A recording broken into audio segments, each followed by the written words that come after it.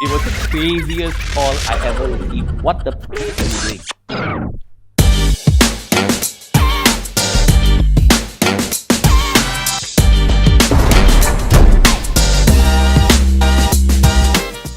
All right, everybody, welcome to another episode of the Jiggee Jon Show. This is the lockdown edition. I'm stuck at home in my home studio and constantly striving to bring on some amazing guests with great stories. So, very recently, we had Prem, who mentioned my next guest in the course of our last interview.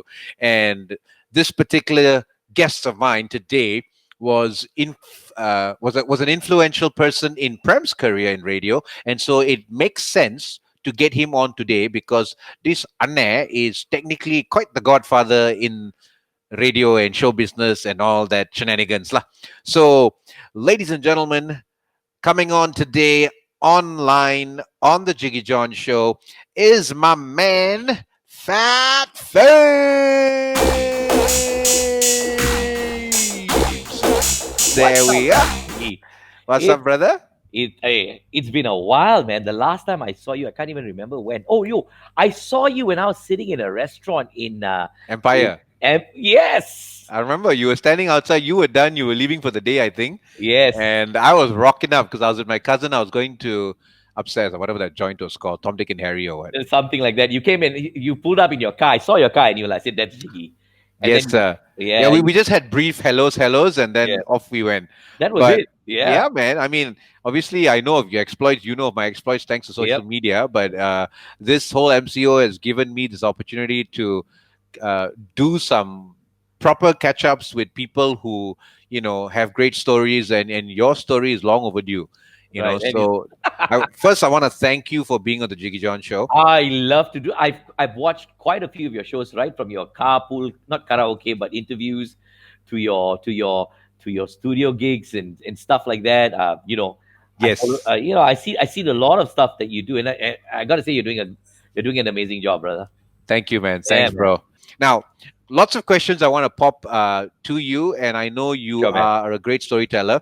But so the full name is Fabian James. Fabian Jesse James.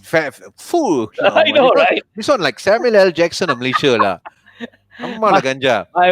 my father was a Western movie fan, lah. Jesse James. There Yeah, we no, go lah. Thank uh, God you're not Clint Eastwood lah. no, no, no, no, no. Oh no. Do you Thank know what I God. mean? Oh, dude. Yeah. I But need so to know. how did Phat Fabes come about? Like how did that name? Uh, Or when did you pick that that moniker? name, okay, that one was given to me. Okay, let me try. All my stories are very long, so this is a 1 hour 45 minute kind of thing, right?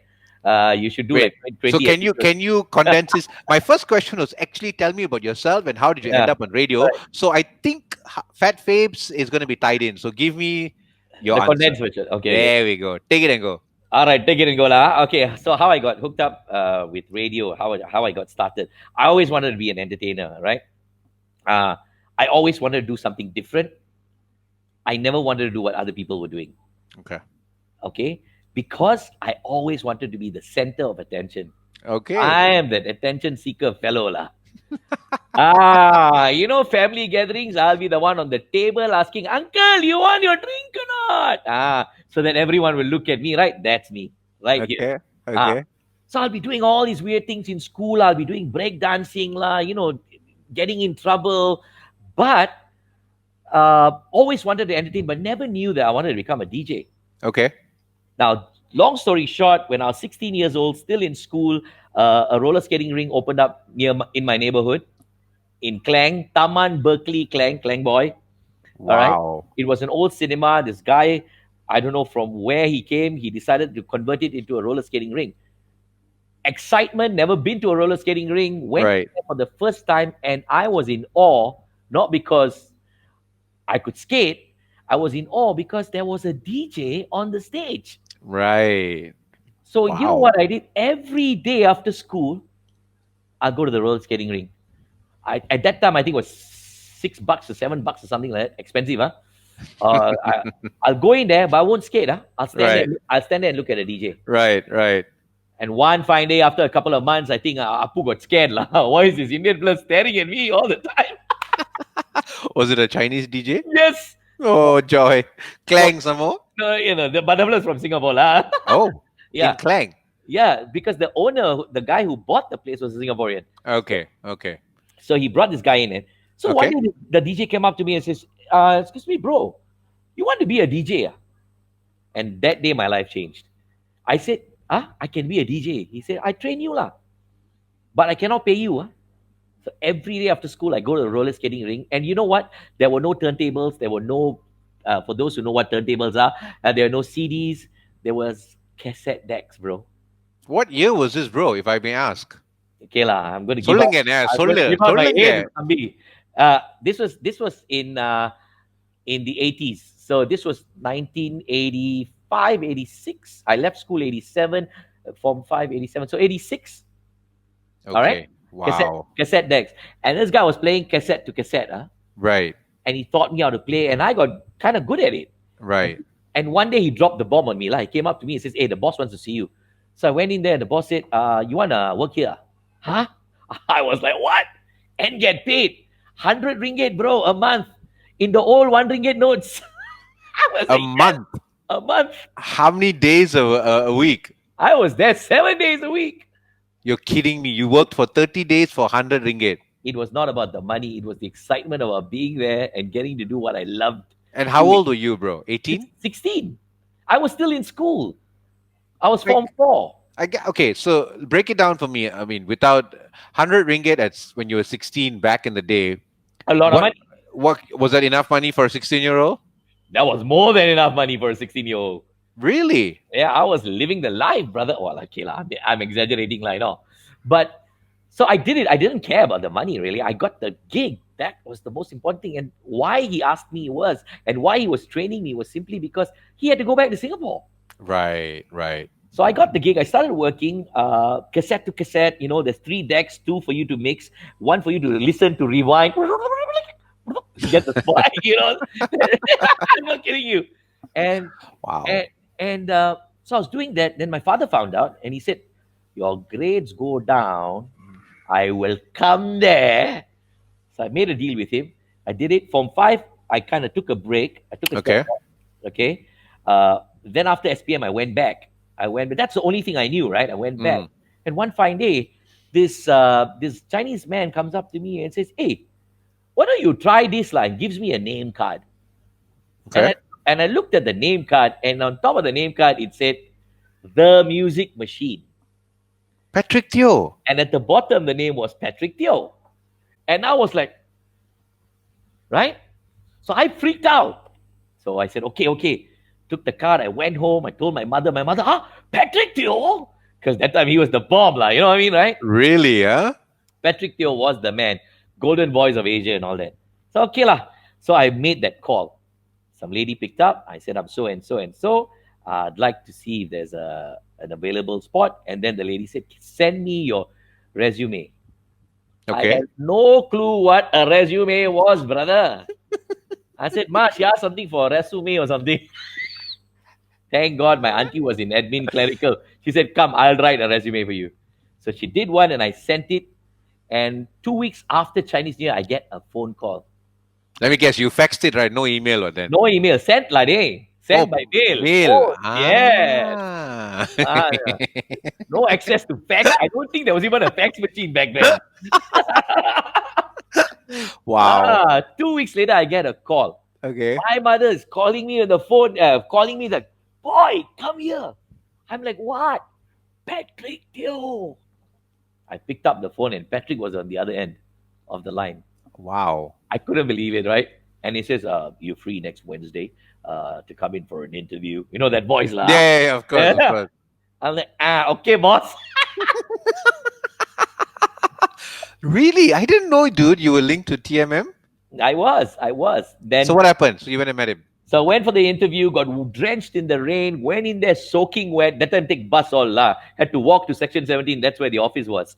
Oh, wow. So from Klang, you took a bus to Bus PJ to Section 17. Asia Jaya, and then from Asia Jaya, walked, and then it started to rain, and then Asia got Jaya, you lost. walked to Section Yes. 17. Dude, I was crazy. If I tell you my story, that's why I said 3 days can of the show. Wait, why wouldn't you take a connecting bus from Asia Jaya to Section Money, 17? brother, money.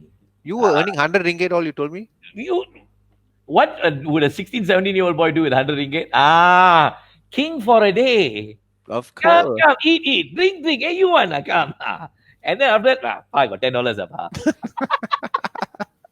So Okay. anyway, long Yeah. story short, You met him. met him, and then he said, "All right, how much are you earning now?"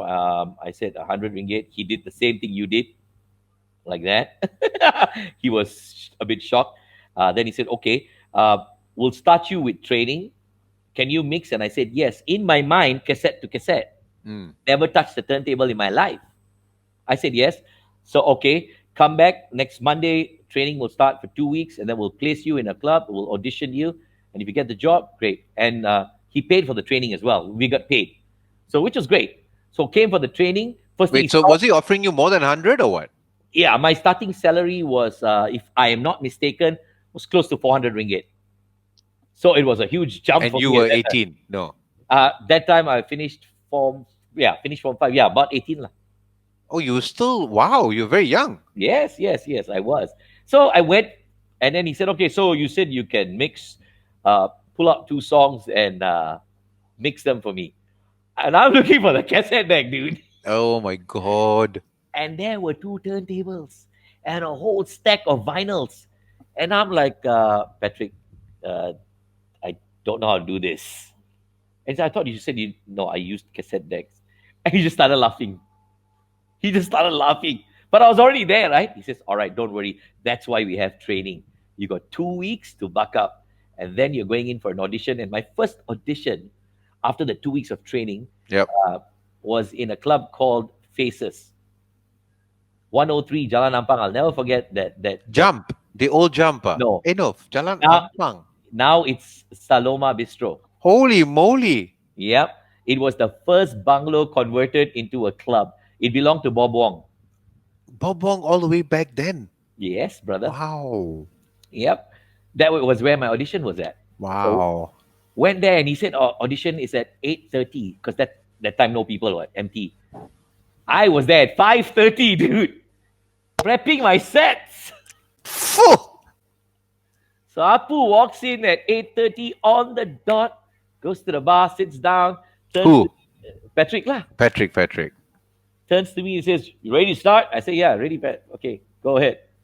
I was shaking. I couldn't even hold the stylus, bro. I was shaking. Started. Wow. I played 20 minutes. It was supposed to be an hour audition. I played 20 minutes.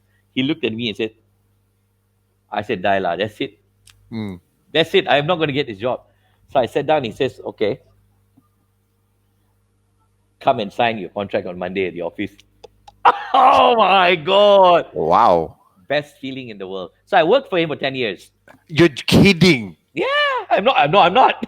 You wait, so when you say you worked for him Yeah. as a DJ, Yeah, I was a club DJ for 10 years. did you do anything else in between? That's where I started to learn how to MC. He gave us classes, the whole stage presence, body language, what to do when you're on stage, how to command the crowd. He gave us all that while we worked for him. So he was very generous with his knowledge. I'll tell you that. And that's one of the reasons why I'm very generous with mine. I He just he share. conducted all the training. Yes, all these training, you can ask him. Back in the day, it was very small. Music Machine was very small. It grew to be a giant, obviously, with Ad Audio and all these other companies around it, right? Back then, it was just quite a small company, and so he does. So he calls us in once a week. We sit down. He gives you script. He teaches you how to project your voice. That's why my Right. voice is very loud till today. It's in me, and I'm not Mm. screaming, or at least I'm not even attempting to scream. And Right. so that's where I learned how to MC. But he was a very, very strict boss. My first gig, bro, it was a wedding. Okay. And the cool part is 25 years later, I MC'd a wedding. And the couple that I MC'd for the very first time, 25 years before that, were at the wedding. And it was like a sudden get together. It's like, "Oh my God, you MC'd my wedding," the kind of thing. But even they remembered I messed up on stage. And Patrick was a guest at that wedding. He coolly walks up on stage, gives me a kick on my butt, boop, and says, "What the bleep are you doing?" In front of everyone. Wow. And I tell you, you know what? It was things like that, moments like these, you will never forget.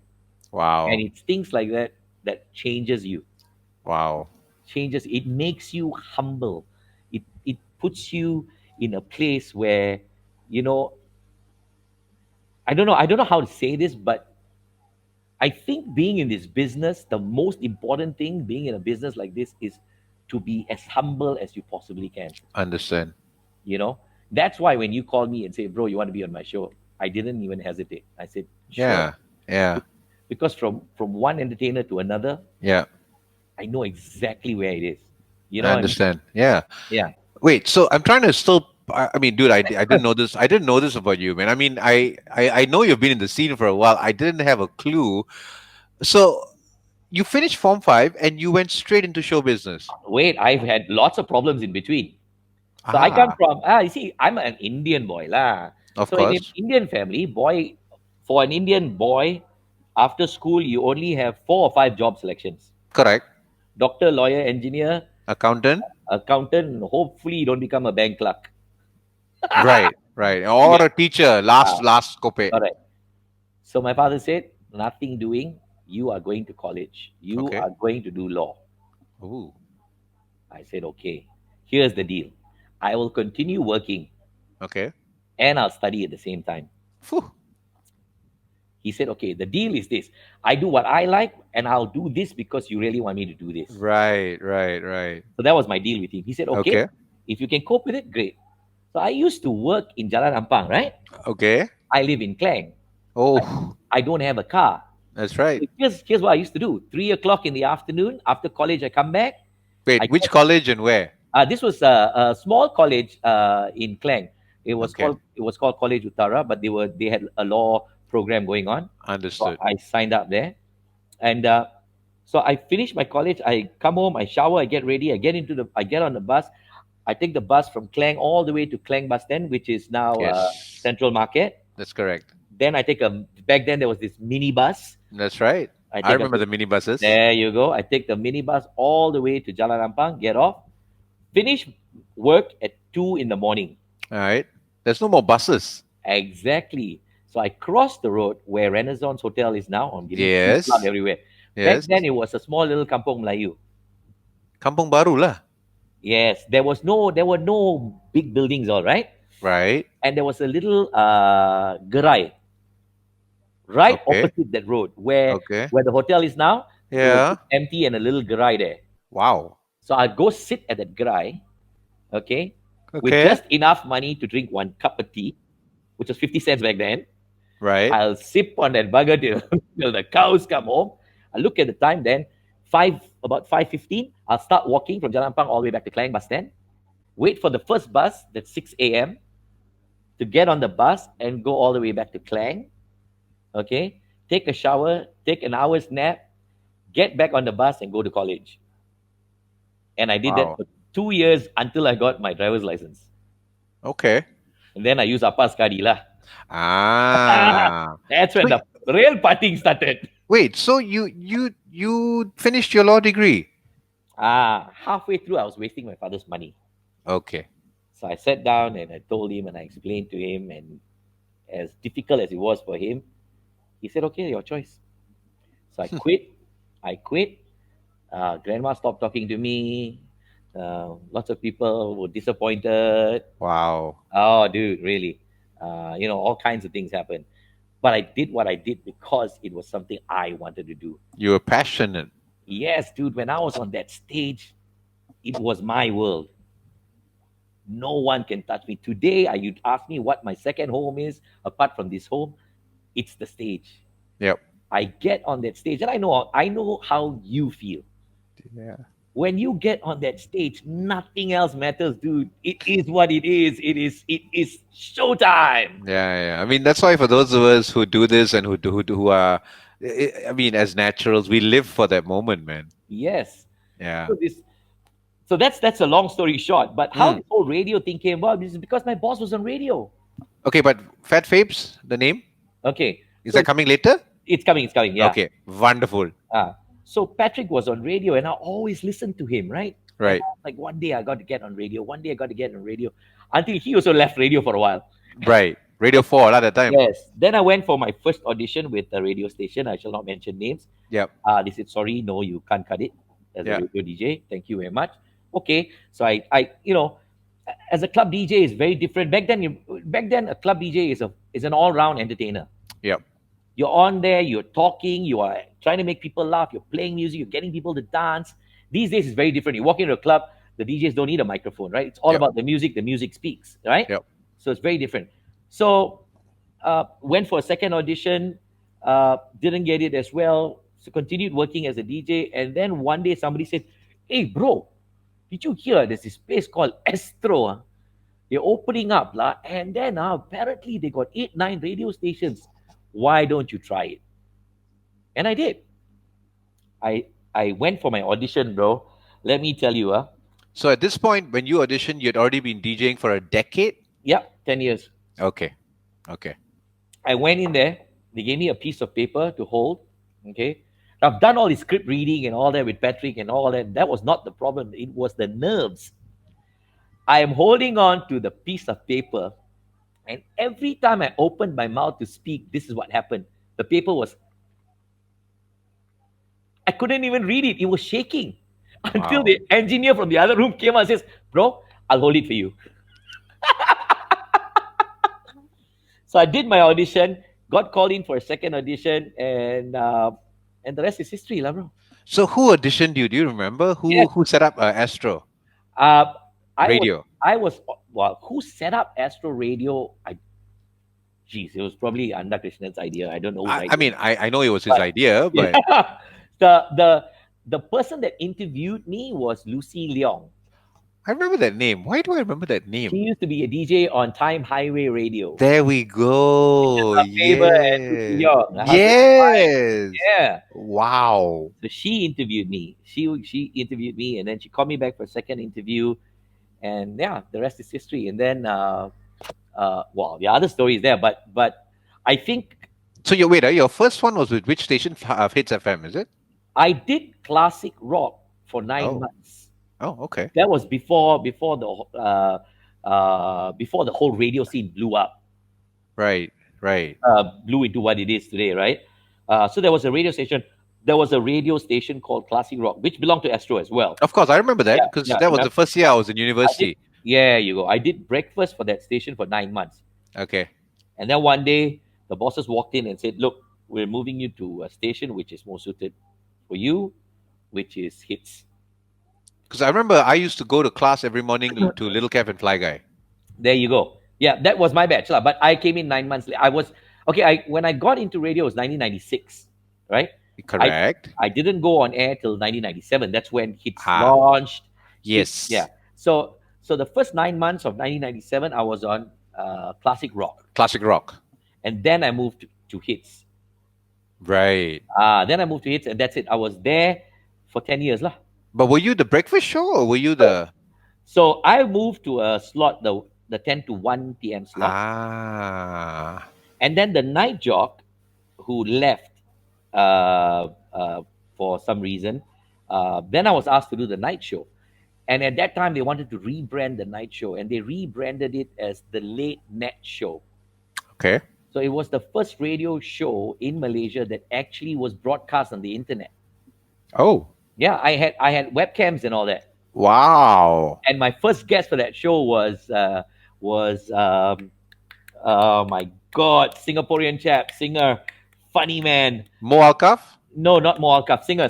Oh my Come lord. on. Oh my God, I can't think of his name. Singer, Singaporean Singer, singer. Yeah, Buddy Lauren, no. no, Malay chap who's now settled down in Malaysia. He sings English songs. He sings soul music, great music. Who? Kalaman already lah. Cannot remember. It'll come to me lah. It'll come to me. Wow. Wow. Oh, Farhad. No. Yes. Thank you. Oh my goodness. Farhad. Okay. Yeah, he's a good guy. And that's how the show started. And to my surprise, after the first or second month of the show, we started getting some really good responses. Yep. I even used to have the late night show dancers. Literally, we used to get dancers in the studio dancing on the console with some dude on the camera going like that. And that time, right, because the servers were not as big as it is today. 700 people, the thing hangs. Oh my word. People can't get in already. It's like, On Netscape browser. and I had a little button where I can switch and speak to people through the net. Wow. So I switch and I'll go like, okay, guys, the late night show dances are coming on in 10 minutes. Make sure you keep it locked. Hey, we were using dial-up internet lah. How to do all this drama? Astro can, bro. Wow. That was crazy days, okay? Wow. Yeah. So the late night show went on until I left. Lah. Okay. I left and I went to Fly. Uh, I was there for 7 years. I did the breakfast show with my partner, Ben. 10 years in Hits FM. 9 years. 10, And then 7 years in Mix. correct. And now, Wait. No. Fly. 7 years on Fly. Okay. And now it's 7 years on Mix already. So all in all, Jeez. it's 24 years.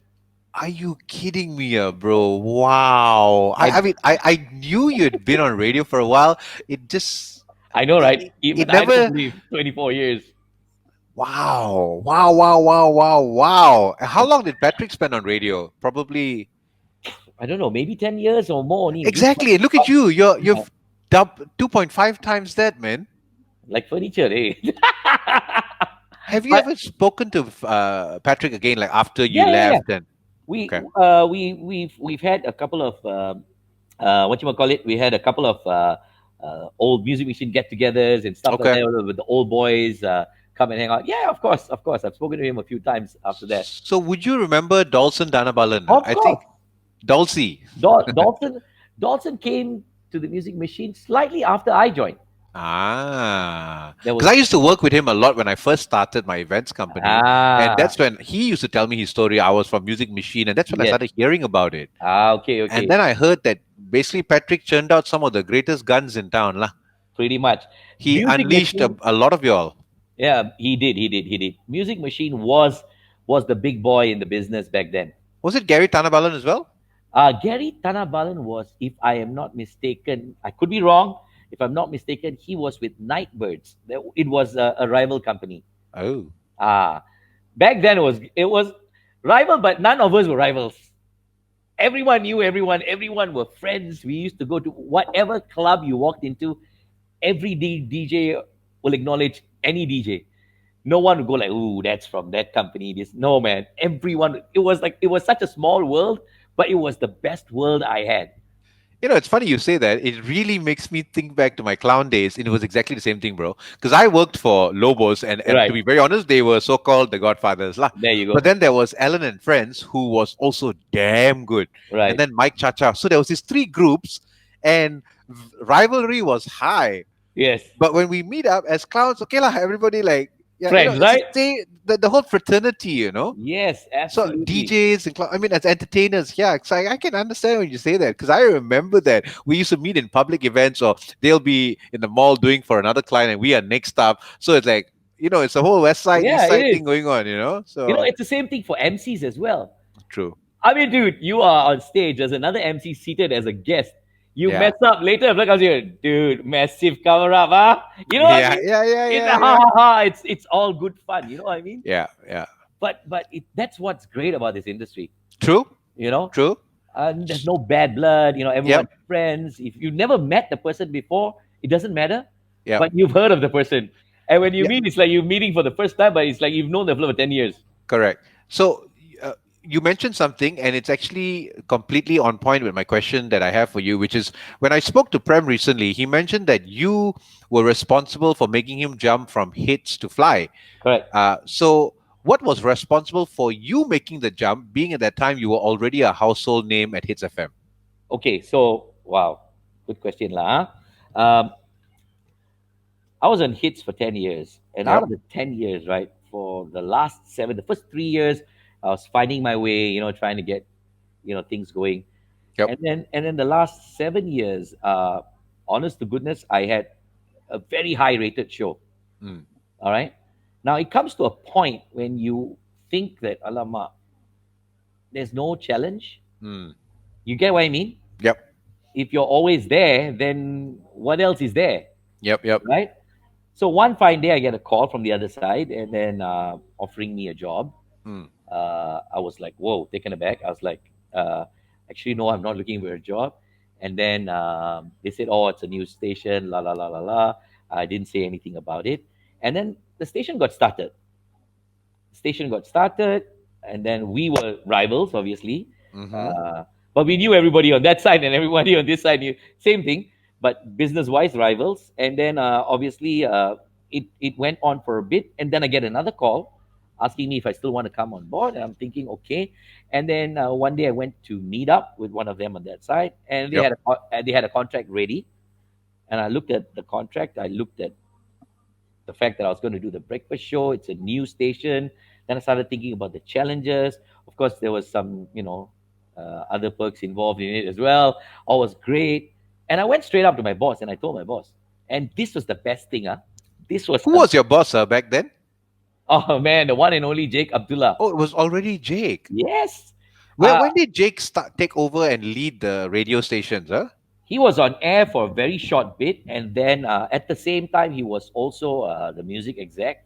That means he was the guy behind the music. I Mm. mean, that man is amazing when it comes to music. Let's put it that way. Huh? Yeah. He knows his stuff. He Yep. can he can listen to you and he can call you and tell you that you are 1 minute behind time just by listening. That's how good he was at what he was doing, right? Right. Then Right. obviously, eventually, he moved out of the DJ phase and he took over the. I mean, they gave him the position as a program manager. That means you're Yep. running the entire station, and yeah, and he was the guy. He was the person actually behind my name, Phat Fabes. That's another story, but I'll get to that. Oh, it's Jake. Yes. Oh, wow. Okay. So anyway, long story short, so I went up to Jake and I said, Jake, this is what they offered me. He looked at it and said, you know what? This is something really I never expected. He said this. He said, go, make your money, do what you can do, but remember that the door is always open here for you. And 7 years later, I'm back there again. And he welcomed me with open arms. Unreal, right? I Wow. mean, there'd be other bosses who'd be jumping because you're going to a rival station. He gave me blessings. I'm like, what? And when the man gives you the blessings, like, dude, nothing can go wrong, man. Hmm. So I did it. I did it because of the challenge. It's something new, and Right. and I had a great time. I Yep. never not have a good time when I'm on air. It's always a Sure. good time, Sure. right? Funny. Prem said the same thing. So how did you end up pulling Prem there? So when I went there, Mm-hmm. Prem at that time was I think he was still a cruiser, if I'm not mistaken.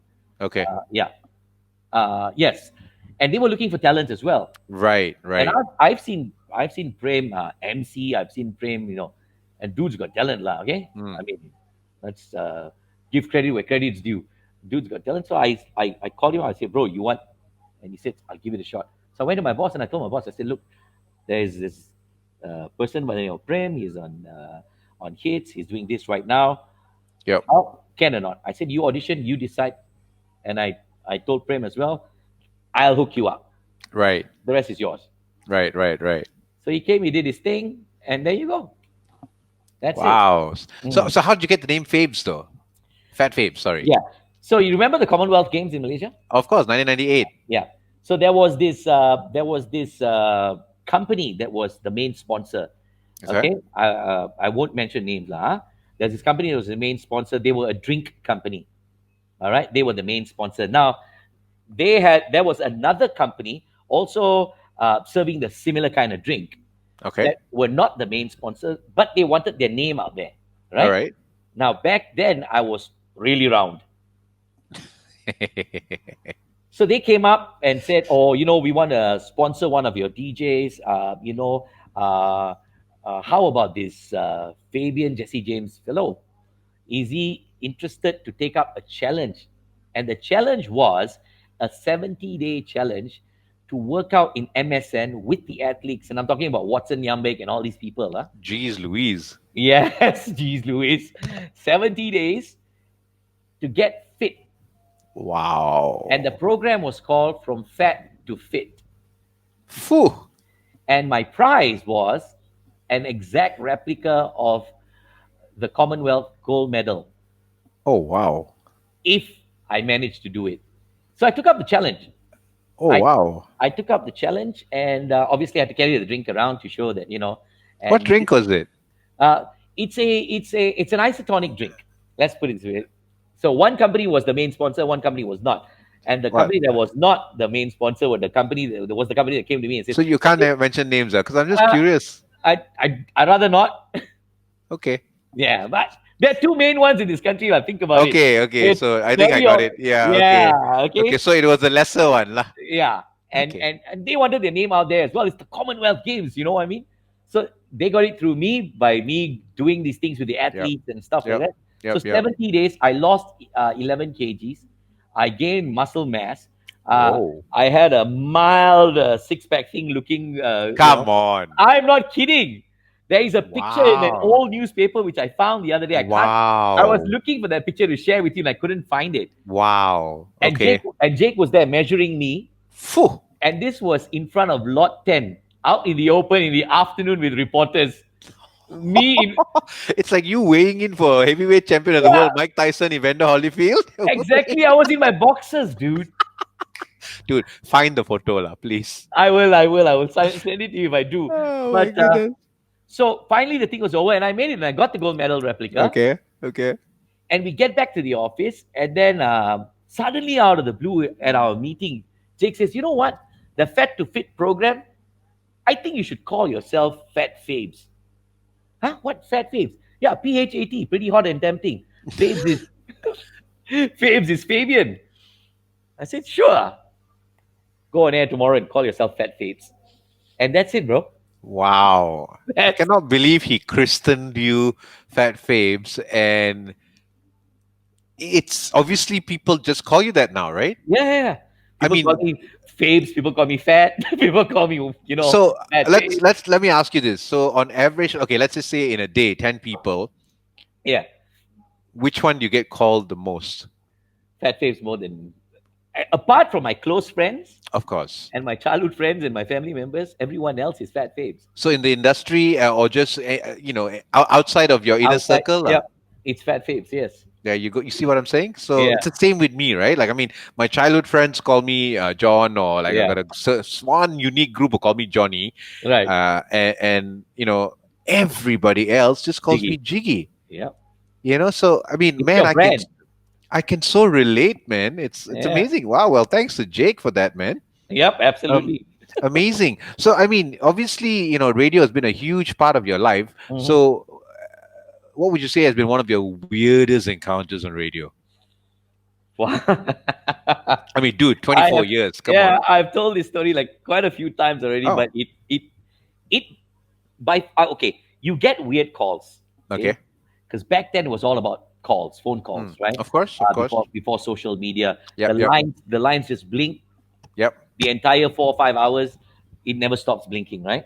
yep. And so you get calls. There was one time this lady who called up and she's crying on the other end of the line. That's quite common. Again, I won't tell the whole story because Sure. it's not a funny. This was not a funny thing though, Of course, of because she was course. very depressed, and and Which I don't show know. was this, bro? Which show was This was yours? on the late night show, Ah, late night. Okay. late Mix late night show. hits, It's hits. hits, Okay. yeah. And so these are very common things, and we're told what to do, what not to do, and because you don't know how, you're not an expert, right? You Yep. cannot give advice. You just need to know what to say, and move on from there. But there was this one time, right? I get this call, this weird call, and there's this person on the other end of the line making weird moaning and groaning sounds, literally. So I'm like, what in the world is going on, right? I'm 50 not. Shades of Fabes. There you go. That kind of sounds, right? So I called the engineers because we got an intercom system. I said, Macha, come to the studio now and listen to this. By the time this person had finished moaning and groaning, there were about 15 fellas in the studio. That This reminds is, me of Howard Stern. He used to do that on the speakers and ask his listener to sit on the speakers while yes, he gives them a bloody orgasm that over the. but I didn't. This was not me doing it. This is somebody, some random person. There was. I didn't even know Howard Stern back then. So You know what I'm fine. talking about, right? Yes, of course. Yeah. Finally, when that person ended, all of us Three, two, one. Woohoo! We started clapping. So wait, are you just telling me that somebody called you on air and got their rocks off? Yes. You couldn't tell whether a woman or a man. No, it was a woman, lah, obviously. Oh, jeez, Louise. And when we clapped, right, so loudly, obviously, huh? Toot, toot, toot. Never got the call back again. Are you for real, dude? I am for real, man. This Wait, but did if people? any of them who were there at that time right now watching this, they'd be laughing their socks off because oh my god, it was the best. It was the craziest call I ever received. But it wasn't on air, right? You didn't put it on air, Oh, right? obviously not. Because you have the delay and all that. Yes, obviously So not on air. nothing tops that to date. Nope. I mean, I've had people calling me complaining about their husbands. I've had this doctor who called me up once. She was crying, um, saying that she's not sober. It's 12 o'clock. She has to wait for the kids to come home. The husband's not around. All kinds. But nothing beats that because there was no conversation. I go, Right. I go, boom, hello. Ah. Like, huh? Hello? And he just went on and he got louder. I'm like, okay, time for some audience. Guys, come in. Wow. Okay. It I was- mean, okay. That was crazy. That was So crazy. okay. So if you were not in radio, what would you be doing? I guess I'll be doing law lah. I cannot imagine you as a lawyer, day. I can't as well. I really can't imagine myself a lawyer. I mean, I- how has your family handled this now? 24 years later, or 25? Oh, Actually, it's longer than that. things changed. Obviously, things Yeah. changed when they saw that it was something I really wanted to do. When they saw that there was a path, there was a goal to achieve, financially or I managed to buy my own car. I managed to buy a home. I Yep. managed to. Then my dad realized that this is a career. Right. This is a profession. Yep. It is a form of art. Sure. There are many things to it. Yep. You Yep. know, Yep. and Yep. it just doesn't have to end here. Like you and Right. I, right? Right. This job has opened doors that you and I would never have known if we were not in this industry. No, no, for sure. Hands down. Hands down. You know what I mean? Yeah. So I think after a while he realized that because Mm. every time my dad and every time someone asked him like, "What is your son doing?" Mm. His answer would be, "He used to do law." Oh, but not anymore. Not anymore. Right. Now he goes like, "You've never seen him on TV, radio, mix hits." It's different. Interesting, huh? Yeah, very interesting, bro. But Wow. it was tough. It was very, very tough. Sure, sure. So there were people. I mean, there were people around me who was always supportive of what I did. My mom, for one, but mostly would be my wife because I've known her for donkey years as well. Okay. So regardless, even during my clubbing days, Okay. Okay. so that support was always Yep. there, always Right. there. But at the same time, certain people you wish would support you were not giving the kind of support. Understand. Like my grandmother would say, "What is that even a job, a DJ? What does it even? What does it even mean?" Right, right, right. You know? Okay. So if you must tell me your one annoying habit, what is it? Holy, Mhm. I think you're not the first one to ask me this, but I've got so many people who've asked. Not so many lah. A couple of people have asked me this, but I've got so many bad habits. I one annoying habit, my own habit that annoys me, right? I guess so, yeah. Yeah. And probably everybody, or maybe that annoys your wife, your co-workers.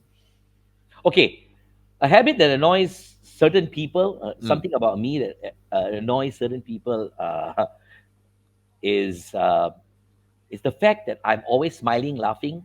Mm-hmm. I'm always ha ha, relax, Yeah. relax lah, macam. What's the issue? What's the problem? Yeah. Some people get annoyed by that, Okay. but that's how I handle everything.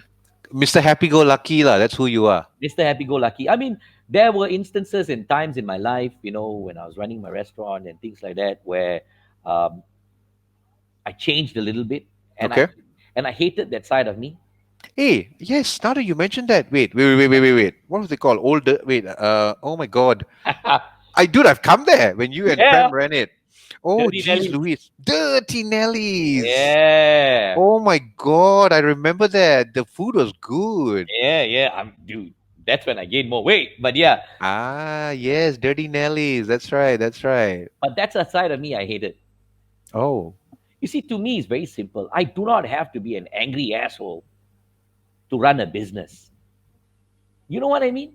Yeah, if it's time to be serious, it's time to be serious. right, right, But a right. serious situation doesn't mean you can't smile at it Sure.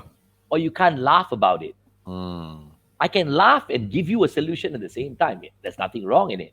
But right. but there are people who get very annoyed by that. Understand. And then Understand. I found myself changing. I Okay. became a very grumpy, angry person after a while. Mm, Then I told myself, you know what? If I like to laugh, so be it. Screw everything else, screw everyone else. I right. laugh. If this is me, then this is me. You know what I mean? That's very frustrating when people try to dictate how you should look like, what you Yep. should behave like, you know? Yep. It's very, very weird. I had this conversation once with someone Okay. many, many years ago. Right. And that time was the torn jeans era. Right. Yeah, we all did that, lah. Of course. Of course. So this person said, what the heck, man? You look like a bloody beggar. Okay. My reply was, if Michael Jackson walked into that room in a pair of torn jeans, it's okay. Of course, he's okay. He's Michael Jackson. Who are you? Okay. I didn't say anything. I just kept Right. quiet and I walked away. But Okay. in my mind, he is the same. He is a human being, the same as I am, who wears what he wants to wear, and Okay. he can get away with it because he's Michael Jackson and I can't. I think that's wrong. Okay. So I'll keep wearing my torn jeans. You get what? Right. I get it. I get it. Yeah. Okay. So Sorry. yeah, go on, go on. No, no, no, no. Go ahead. Yeah, but so I think that's it. That's probably what annoys other people. I But understand. what bad habits that annoy me? That Ah. I have. Ah. I don't know. Like, I must be enjoying these bad habits because I can't think of You one. can't think of any. No, All right. I'm going to switch gears a bit, bro, switch because it, brother. with this amazing journey that you've had. I mean, 24 years in radio, and then plus the DJing years. So easily 30 years, correct? 34 years, yeah. The From Anne, I, you I'm lied to me about your age, I pretty no much, no huh? I'm counting from the day I started 16 years old. Yeah. Ah, okay, fair enough. Ah, So so count 16. lah. Ah, so you're 50 this year. Yes, Ah, this year. this year, Wow. October 11th, one day before Prem's birthday. No way. Are you planning a big hoot? No lah, there was one time that we did the party together, so we cut my birthday cake before midnight and cut his Yeah, after but midnight. bro, 50, bro. I know, no, how lah, bro? I Social mean, you distancing, still all. look 30. Thank God for Thank the you lah. mortadella, I but know.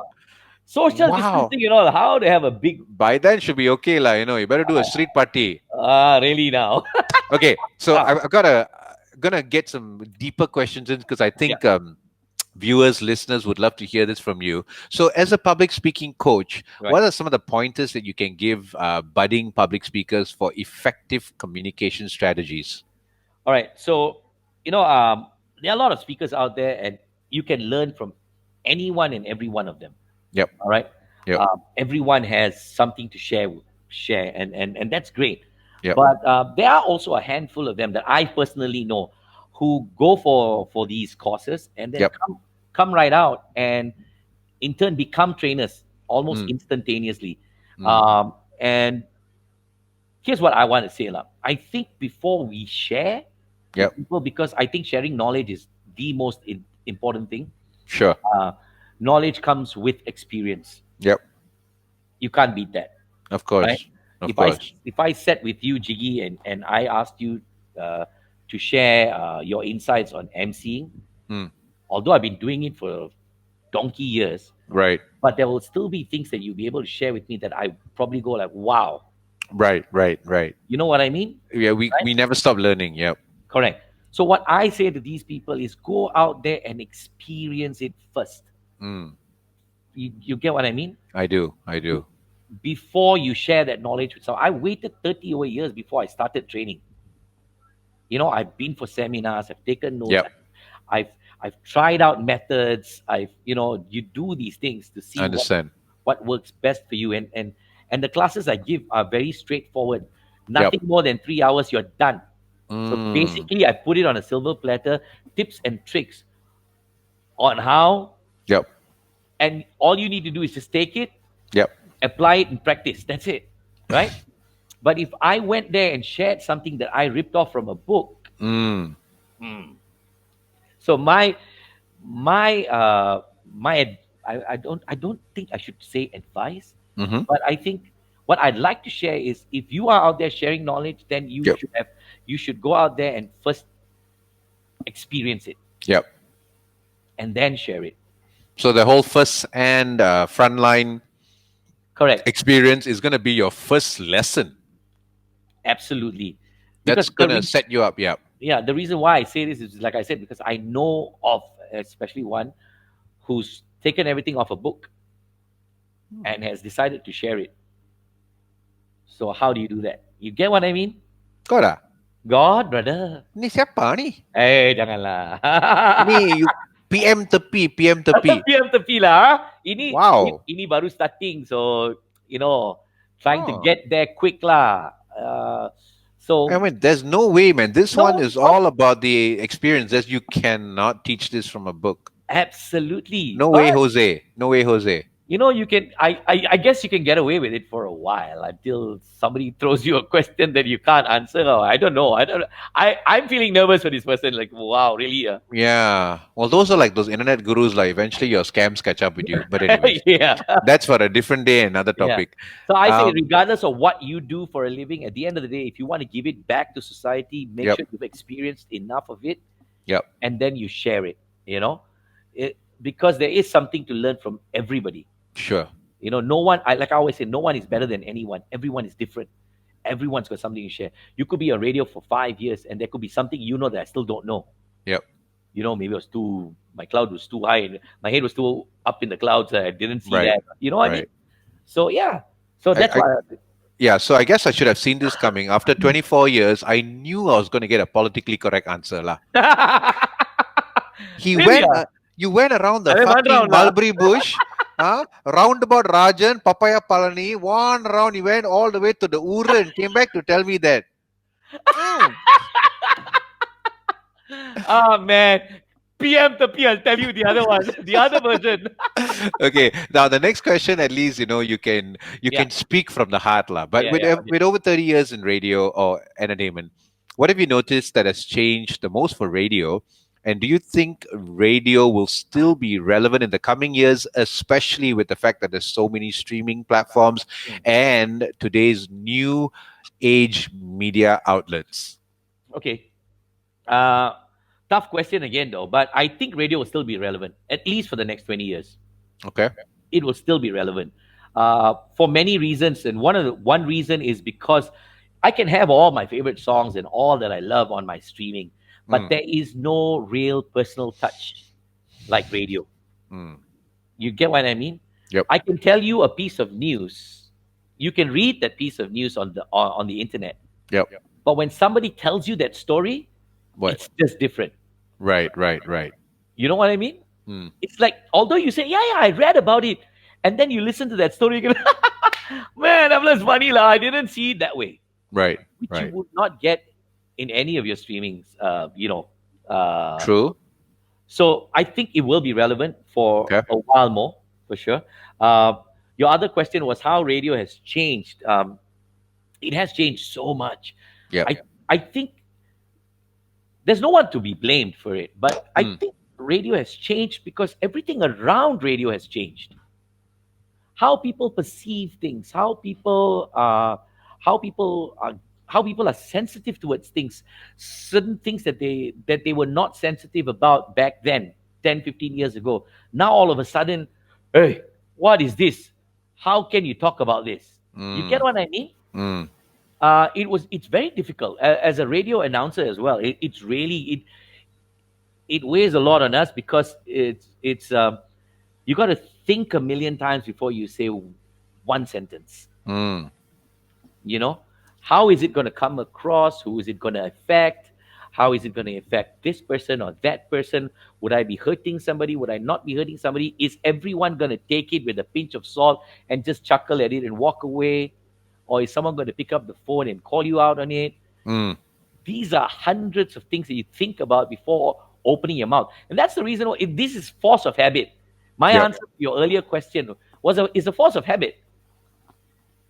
You get what I mean? Because Yep. I am that figure that's on radio. Mm. So it comes, and do I say it this way? Do I not say it this way? How do Right. I say it? Do I use the four-letter word, which I would naturally use if I was talking to you on the street at a mama shop? But do Yep. I hold myself back? You get what I mean? Although I know Mm. the internet is slightly different, censorship is different, but do I still keep that? All this is a force of habit. And why is it? It's become from that. Okay, wait. There you are. I'm in the center of the screen. Mm. From that, it's become to this. Yeah. It's because of the entire thing, the whole surrounding. Mm. You know, for example, if I faked an accent Mm. and you knew it was a joke, but it was an accent not of my ethnic background, but of someone else's. Now you laughed at it because it was a story I was telling you about this Mm. person, but somebody else could get offended by it. Now, back then, everyone laughed at it as a True. whole. True. So, so that's how it's changed. Hmm. Yeah, because it just struck me that you actually came of age on radio in the first year of digital and new age radio. Pretty much.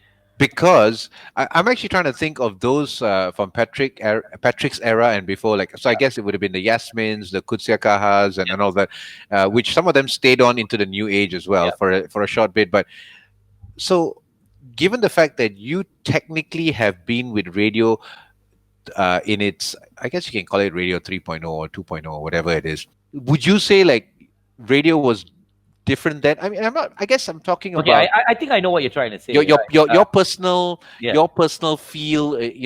I guess you're saying like the political correctness and all that. So that part I get it, and I think Yeah. that is got nothing to do with radio or just the content. It's to do with society and how just Malaysia has changed so much. You don't want to say, but I'm going to say it. Yeah. No, And not so not just Malaysia, the entire world. yeah, Um, but I was yeah, watching this. Have you ever watched this series on Netflix called Queen of the South? no. Oh. Go watch it, No, bro. wait, that Queen Sono. I'm talking about No, another one. this is Sorry. Queen of the South. Okay. Okay. It's about how this lady becomes a huge drug lord at the end of the day, right? Hmm. Pretty cool movie. Very entertaining. Let's put it that way. Okay. Uh, and there was one line in that TV series. It's a TV Hmm. series, by the way. Hmm. 4 seasons out already. Okay.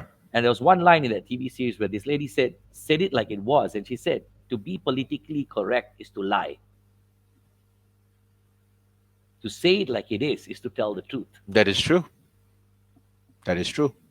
So I was like, "Wow, that made a lot of sense." Of course.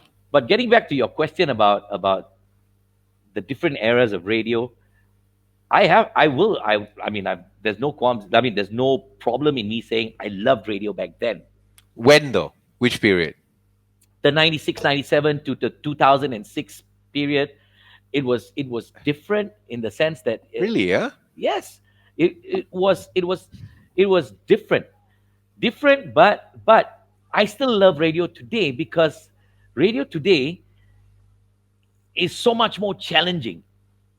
I give you an example what I mean, right? Mm. I did TV for 10 years as well, Mm. and TV to me was not as challenging as radio.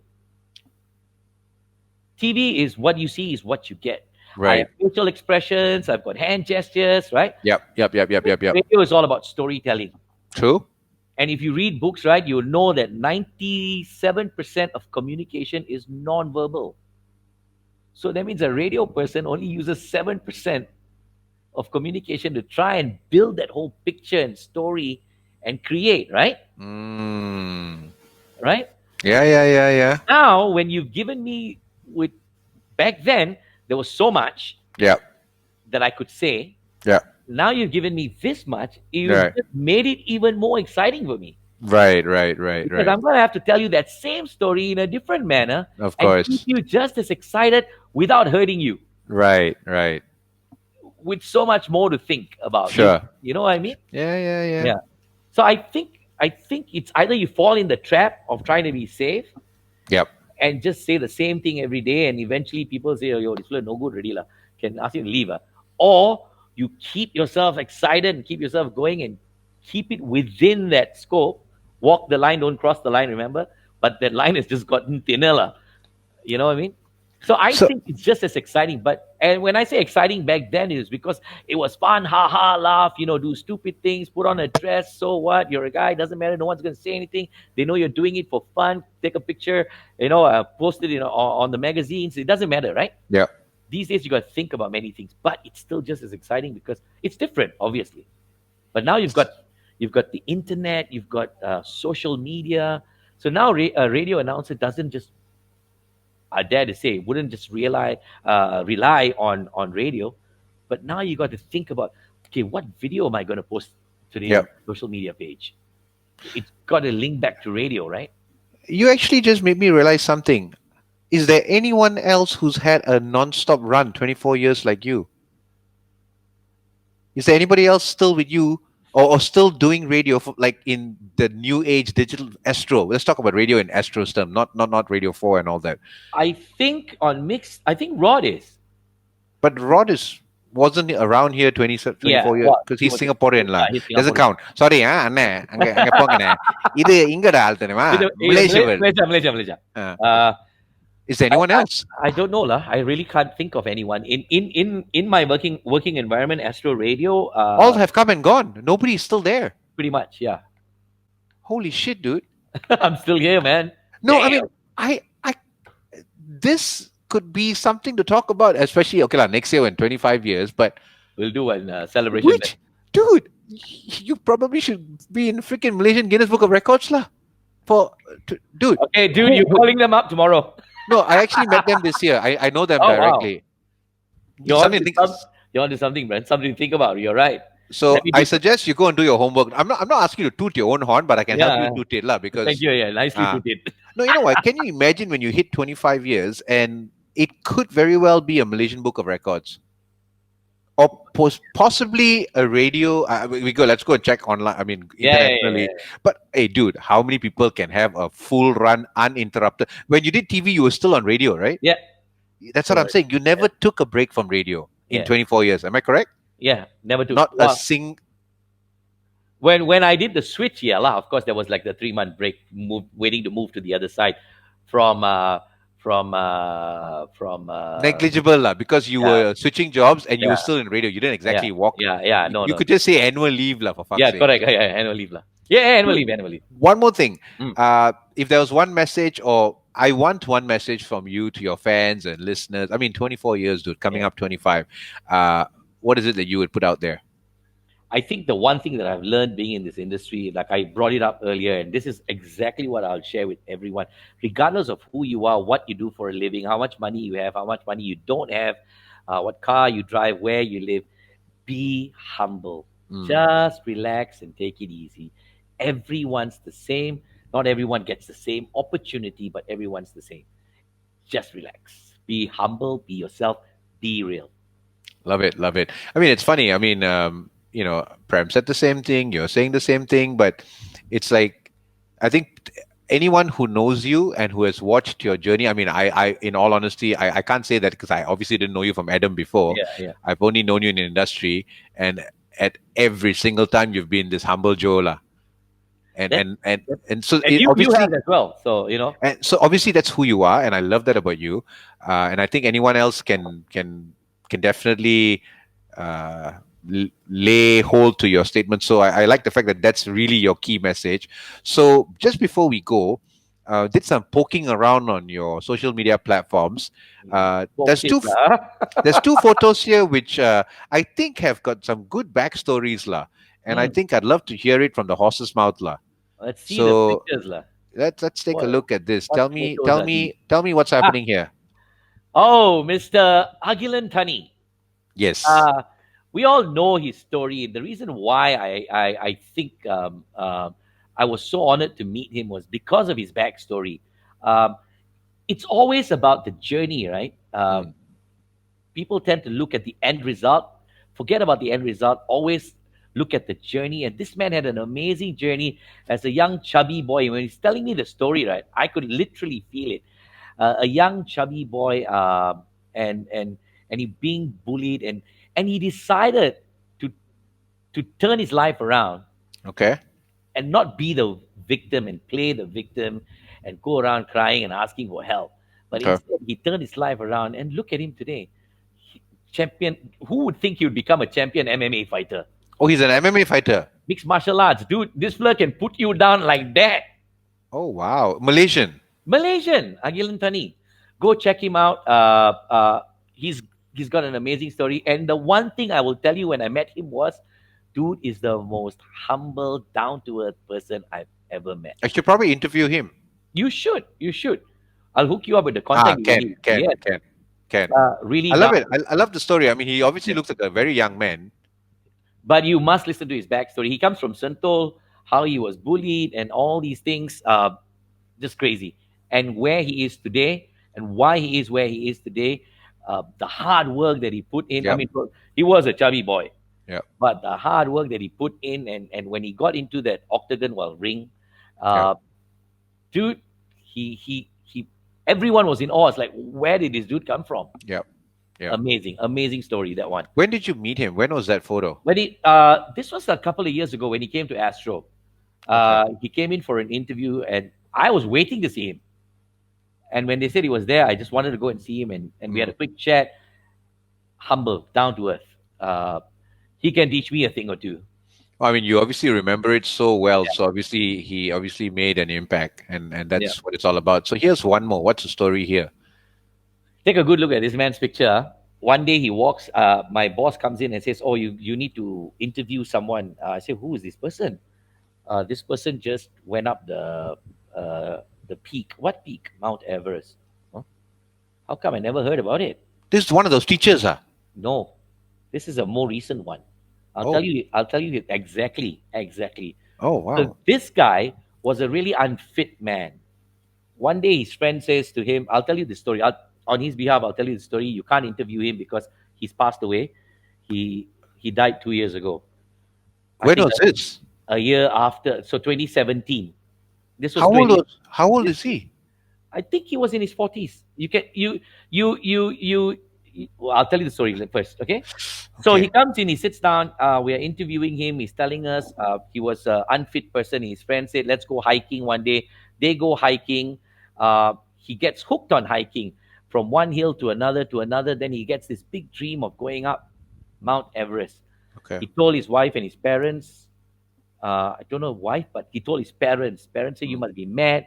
Don't go there. Don't kill yourself. How many people have died?" All these things. He quietly went and trained, used his own money. No one would sponsor him. He learned and trained and did everything on his own with his own money. Took his own trip to Nepal. Went in, got his own guide. This is a story he's sharing with us during our interview.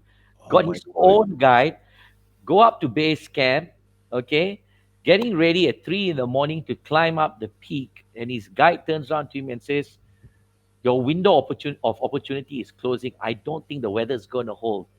He told himself, "If I don't go up today, I am not going to go up at all.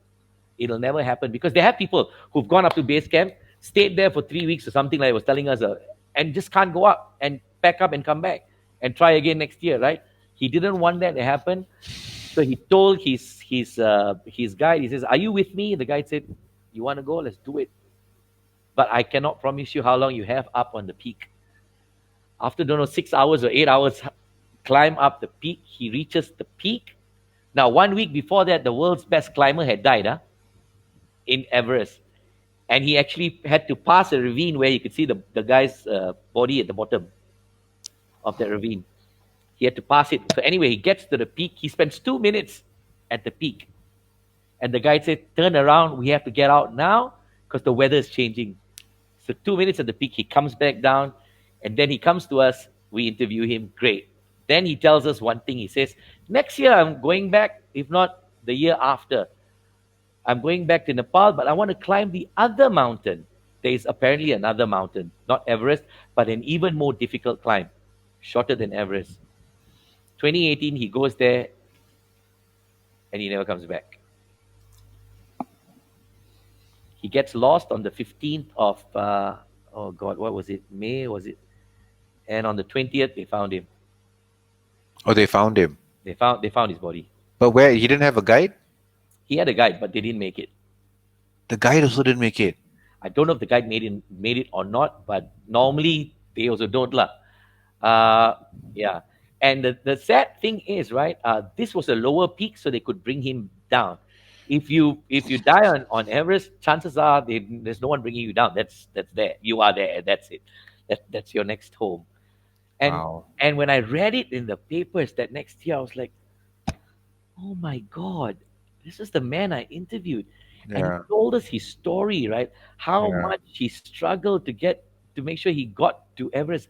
And these are people who walk a path that no you and I would never walk. You know Yeah. what I mean? Uh, That these are unsung heroes lah, to me lah. These are crazy stories.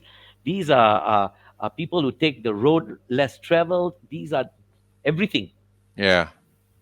you know. Wow. I mean, again, Fabes, I mean, you have obviously, had a great span of a career, which is far from over. You've met amazing people. Oh For yes. whatever reason, these two photos stood out, and I love the stories that came with it. So, just like that, we've been talking for 76 minutes and 15 seconds. What? Oh, yeah. No wonder my wife's gone up to sleep. So, when an Apu who's been talking on air for 24 years agrees to an interview, what are you all expecting? Talk. Nothing short of a yacky yak session, but Correct. amazing story, bro. Is there anything else you want to put out there, man? I mean, because you obviously a walking encyclopedia of sorts, lah. Not really lah. I mean, it's all good. Don't know what else to say. Just stay Um. safe, stay at home, do all of those things. Yeah, So your one final husband. question: Yeah. what's your take on the show must go on? What's my take on the term "the show must go on"? Yes, sir. The show must go on. What else can I say about what do you mean by what's my take on the show must Well, go on? have you ever been in a situation where you've had to? Ah, oh yes, many times.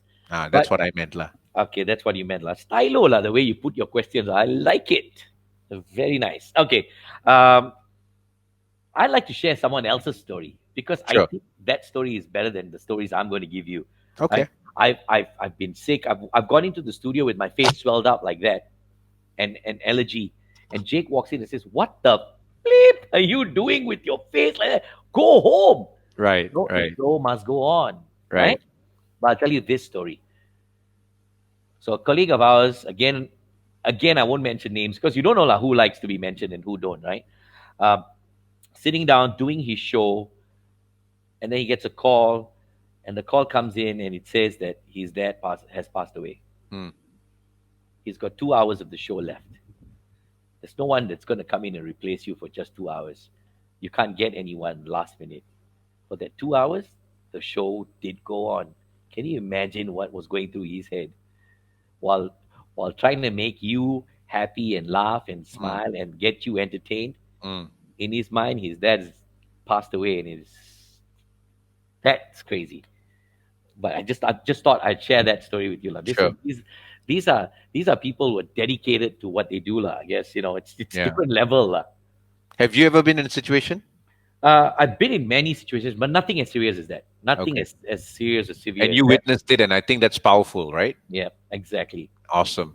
Well, you know what? I am really not going to keep you up any longer, dude. I mean, No I worries. thought it'll be a short and sweet chat, but who are we kidding, lah? Huh? Yeah, exactly Two, what we can do. You can talk, I can two talk. Apus who can talk and talk till the cows come home. Correct. So, ladies and gentlemen, we have just witnessed or heard the story of Phat Fabes, Mr. Fabian Jesse James. Almost became a lawyer, Thank God. became a DJ mixing cassettes, Yeah, moved on to vinyls, and yeah, then eventually CDs came along, I'm yeah, sure. yeah. Yeah.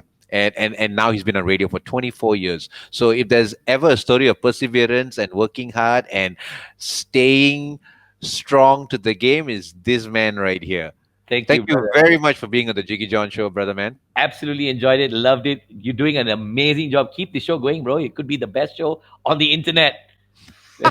I mean, do it Isha. and kill it, or else don't do it, right? Yes, sir. Go big or go home. Oh, So, folks, exactly. this has been another episode of the Jiggee Jon Show. Once again, don't forget to like, subscribe, and all that 9 yards to Jiggee Jon TV, where great stories will constantly be coming. Stories to empower, stories to build you up, just like my man has just shared his journey. So, again, thank you so much, bro. Phat Thank Fabes, you, brother. rock Cheers. on. And make sure you make it into the Malaysian Book of Records for the Yes. hardest working radio announcer the country has ever seen. 24 years. I'll make it 25 25. years. I'm 25. pretty sure, dude, that record's going to be yours. All right. Uninterrupted. Yeah, for sure. Make sure Nice. you, when you give your thank you speech, or make sure you tell Of them, yeah, course, of tell them course. Jiggy gave me the idea. La. Yeah, otherwise I would not be in that book. Yes, yes. I will. Kotta, Cheers, bro. Kotta fella won't give up, any opportunities. Mana Kotta fella will take full advantage. Full advantage, huh? By the way, Ananda Krishnan is actually my uncle, my mom's cousin, yeah? Why aren't you taking advantage? Never met the fella. And Alamak.